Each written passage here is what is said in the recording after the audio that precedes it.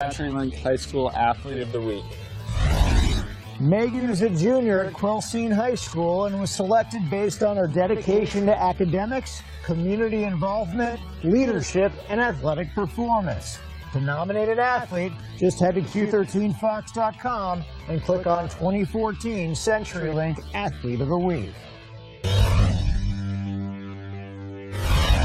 Now we're now joined by Ian Furness with the 3 things to look for in tomorrow's matchup. Well, Aaron, it's the same theme we had last week, and it starts with takeaways. Before we go to that, let's look back at what they were talking about in the locker room this week.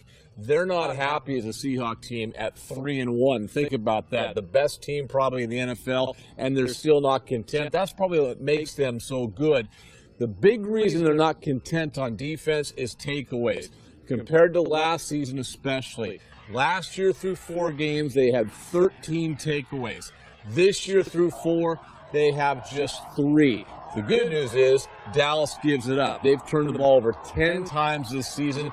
Tony Romo has thrown 5 interceptions, and DeMarco Murray has put the ball on the ground 4 times, losing 4 fumbles this season. The next thing to watch for is the rush offense on both teams. So much has been made this week about the fact that Dallas Cowboys have a great rush offense and a great offensive line. Well, that's true, but they're still not as good as Seattle. The Seahawks actually have the best rush offense in the NFL and the best rush defense in the NFL. Yes, Dallas is good running the football. Seattle is better stopping it, and actually Seattle's better at running it as well.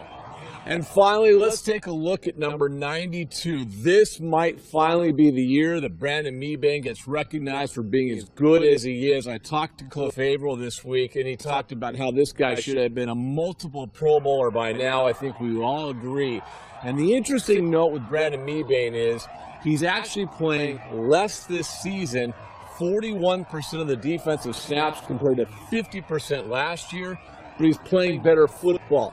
The Seahawks have a little bit deeper defensive line rotation, 8 as opposed to 7 last year, and one of the guys benefiting the most is Aaron, number 92. Brandon Mebane has been spectacular, and against that great Cowboys offensive line, should be a fun matchup to watch. Mebane certainly a stalwart on that Seahawks defensive line for so many years. Do you have a prediction for tomorrow? Let's go with Seattle winning 31-17. I like the way you think. A reminder, you can see the game right here on Q13 Fox tomorrow. Kickoff at 1:25.